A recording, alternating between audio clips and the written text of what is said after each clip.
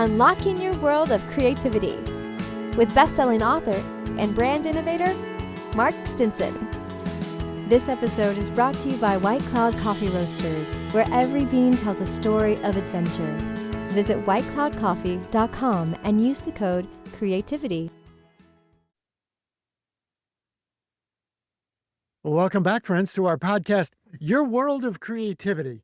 I'm Mark Stinson, and today we're stamping our creative passport in Milan, Italy, where we're talking with our guest, Davide Colla. Davide, welcome to the show. Welcome. Thank you so much for having me here. Yes, indeed. We're going to talk about crafting memorable narratives. We'll talk about brand experiences. Davide has worked on some of the world's most iconic brands like Ferrari and Prada and Amazon and so many more we'll get into. And he's the founder of an award-winning digital branding agency, 150 Up. I can't wait to talk about that name, Davide, and you're also working on a products company. So let's get into it, Davide. These brands that I've mentioned and others like Armani and Alessi, these are synonymous with style and innovation. I can't help but wonder, when you approach a brand like that, how are you crafting the narrative and staying true, of course, to their brand, but also bringing something new, bringing something exciting and innovative and inspiring, even though it's such a prominent brand? That's exactly the challenge. Because when you approach smaller brands, probably their idea of branding and the way they are, it's still ongoing and it's still fluid, not really straight. But once you approach a huge brand, I mean, they have a personality they have to follow. They have a lot of style guide in everything they do. So following them, their style guide and their style overall, it could be easier than try to create something new for them. So it's a good balance, talking to the right person that is open to innovate in a way, or if you have on the other side of the customer, they want to stay loyal 100% and you go straight to the point. But the nice part is we mostly work on new product. So on the launch of a new campaign, on a new product. So there is always something new around that you have to anyway to find a new angle on the point of view of the brands, but also on the point of view of the product itself. Yes. So also the product wise helps a lot, to create new stories and new narratives. Very good. And not only the style guides and the branding guidelines and everything, but just the tradition of some of these brands. They are anchored and steeped in tradition. And yet you're pushing them towards some new and innovative campaigns. But coming from Italy, there is a lot of tradition in every corner. The nice part of this company is that changes so many hands, era, and historical moment that at the end, of course, they have to change and innovate anyhow. So they are already really more open than smaller company, if you consider it in that way. Especially because they have a lot of talent from Italy or outside of Italy that they want to push and they want to make their best out of the brand. So it's not that difficult to innovate. And I think it's actually easier than smaller brands with history, but not so many people working on it. Yes. Tell me about the name, 150 Up. Exactly, you mentioned it right, and you asking right the name, but actually it doesn't have any sense, like so many things in my life. But the solid part was 150 because since I don't know, I'm able to open a Gmail account, I've always been 150, and so the company supposed to call it 150. Then I asked for 150.com. And I got a quote that was high, especially for a startup, but actually for everyone. Yes. And so I need the vibes to add something easygoing, and then inspired by one app from Mario, Super Mario, I got this idea of call it 150 Up. So I thought it was a nice digital sound name. It does. Let's get into that, to the digital side of the design world. All of these emerging technologies, we can't talk design without talking about AI and VR and AR and all the other virtual things. How do you feel these are changing the future of brand storytelling and the whole user experience, really? They are actually changing everything. They are already, and they're gonna shift a lot of paradigm, and a lot of things gonna really change. I discovered AI a couple of years ago, but for fun, and it was incredible thinking about something and having the image in front of you. Even if it wasn't that perfect, there was anyway like an image there until that moment.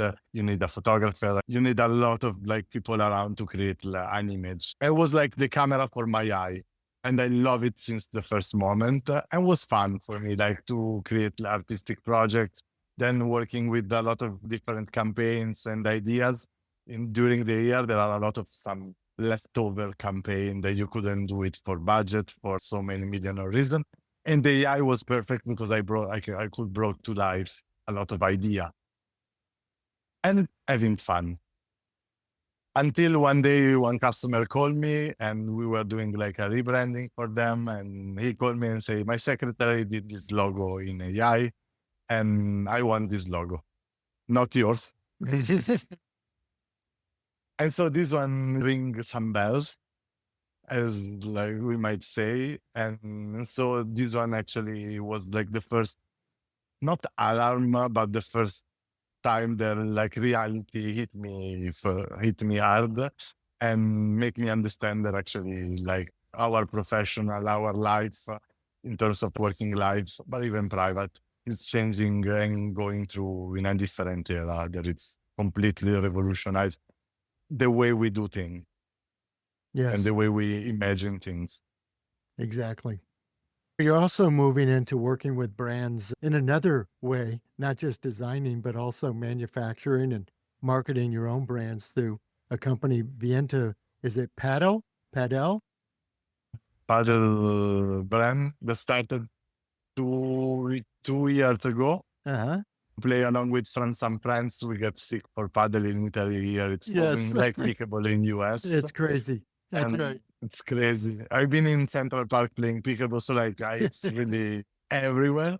And paddle was here in like this in Italy and still it. So it's really growing, and in every corner now there is gonna be, or there is already like a paddle court. So I met some new friends and some existing friends, and we decided to, why not? I have the expertise to working on brand.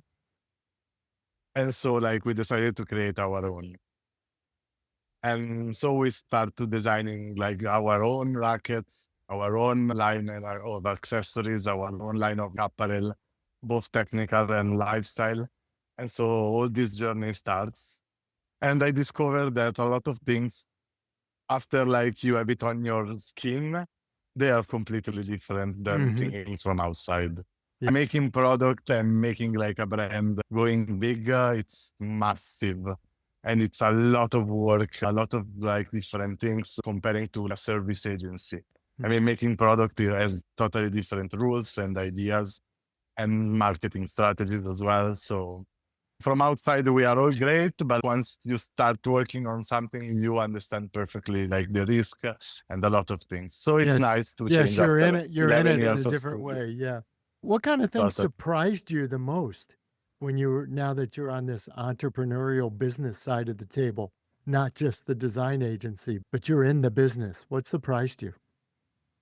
What like totally shifted in my perception, it's like awareness of the brand. So like I thought like was much easier to make the people get attracted to your brand, to your idea. The product itself, I thought was already a lot comparing like putting also the marketing we put. I thought it was easier like, to get known all over just by advertising on Instagram, on every social platform.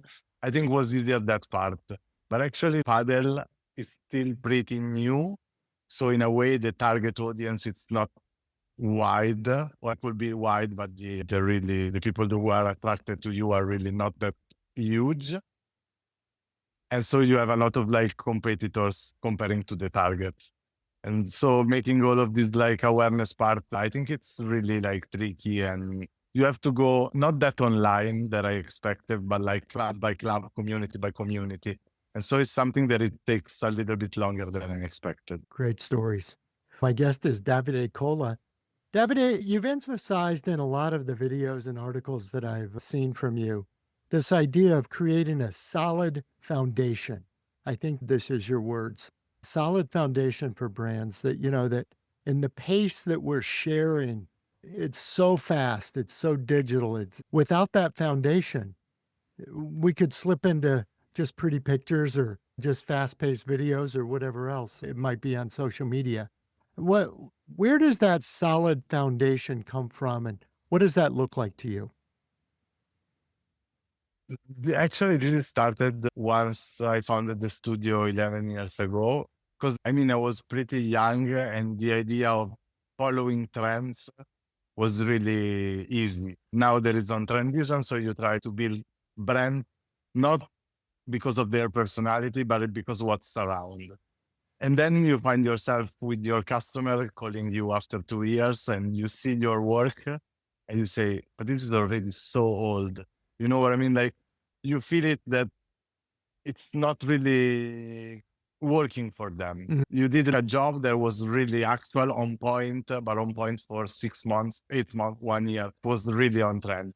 And this is where foundation comes from. If you work with like huge brands, you have this idea of an aesthetic, a personality, a vision that it's not actually shifting. It's there, it's solid because it's based on their value, a personality, a person itself that it cannot shift one day after the other. So we always try to find an angle where we really anchor our idea of branding, our idea of designing into something that it's really rooted in the brands that cannot shift it one day after the other. Then, of course, we have to be contemporary. Then, of course, we have to be liked by people nowadays. But in a way, that anyway, it's what we really are. So we always try to go to the root of the brand, especially if it has a lot of years of experience and expertise in the market. Getting to the roots, try to explode these roots and these values from the day one. Well, but certainly going to the root takes time. It takes resources, takes money, takes a team. Where do you think the brand teams often cut corners? But we need this and we need it fast. We want it trendy, but it will hurt them in the long run. Have you found that? I totally found once we go international. We do a lot of campaigns that are going worldwide, but we do also campaigns that are locally. So for instance, like China campaign or US campaign or European campaign. And actually, this is like the point that you see like some campaign going in China and say, but this is not exactly not the same brand at all. Like I get the point to sell and get along with the market, but like sometimes they are two different brands. I don't know if this is like a commercial strategy or a strategy that actually enhance the sales. I mean, I'm pretty sure it does, but I don't know in a long term that actually this is value a lot the brand itself. So you can sell it for one Chinese New Year and that it's perfect, but the next one, I think like a brand once goes worldwide has to approach it in a way that this is me. I can slightly go in your market and working with people, influencer and like celebrities from your market, but this is me and I'm not changing much. Yes. Now, as you think about your role as a creative director, you're also a mentor. You speak a lot, you write a lot. Do you often get asked for advice from young designers, young entrepreneurs who really want to start building something of their own and they want to make their own impact? What insights from your experience do you offer them? I teach also in university since 9 years. I think around younger generation helps me a lot and is like a huge brand. So I can be the old one to say, not in my time. We That's used to right. do. Yeah. So back in So my yeah, day, yeah. exactly. I got this idea back in my day. We were like more motivated or like thinking, Sure. telling something like this.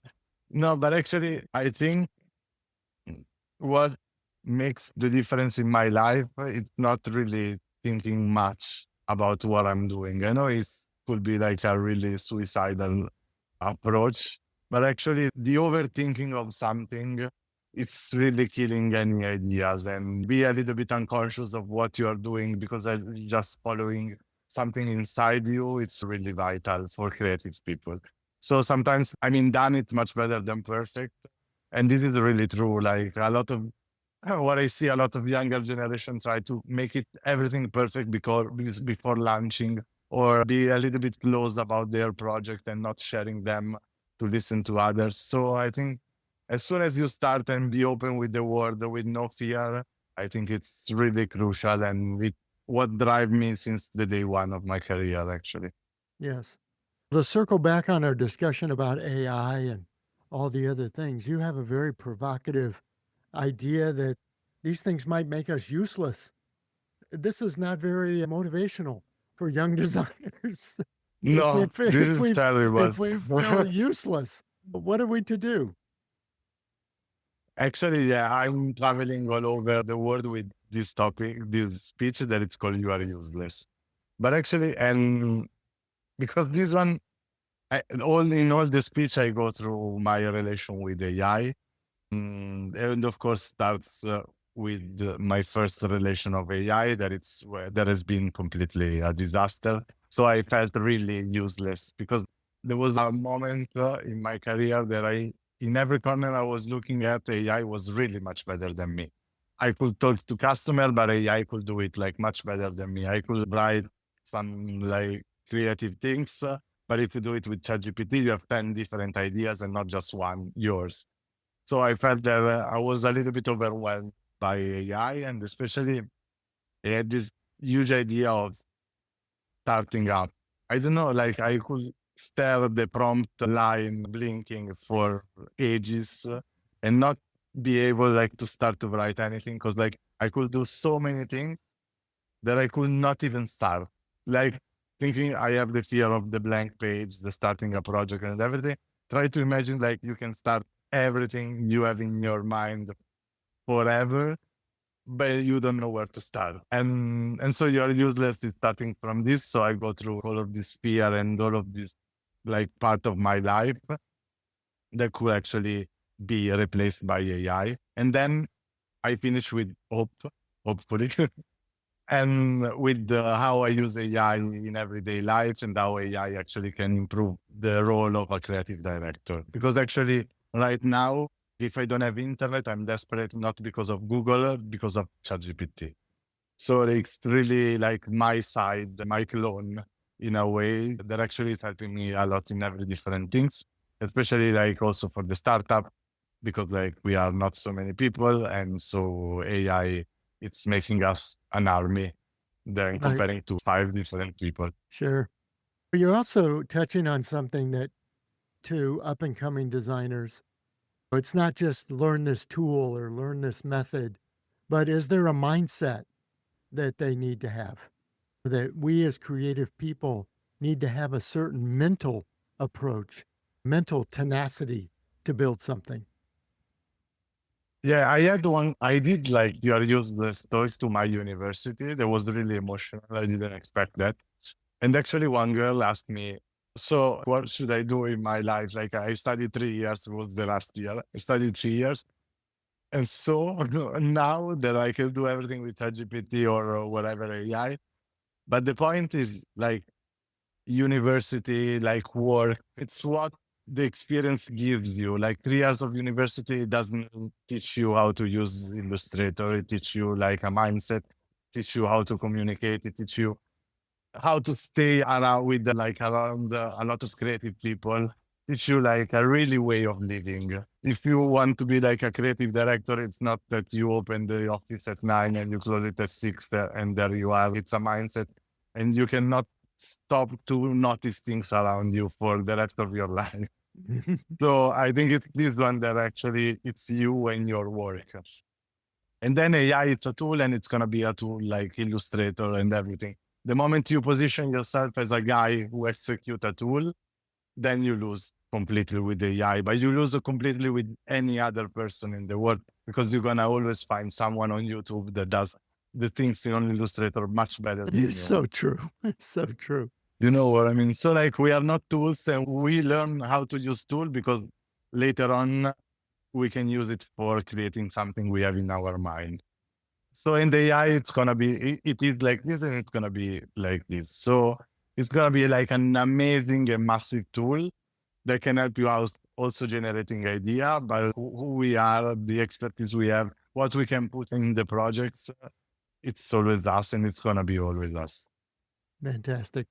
Davide, it's been such a pleasure talking to you and exploring your world and luxury brands, grassroots sports brands that you're working on, but also just your approach to creativity.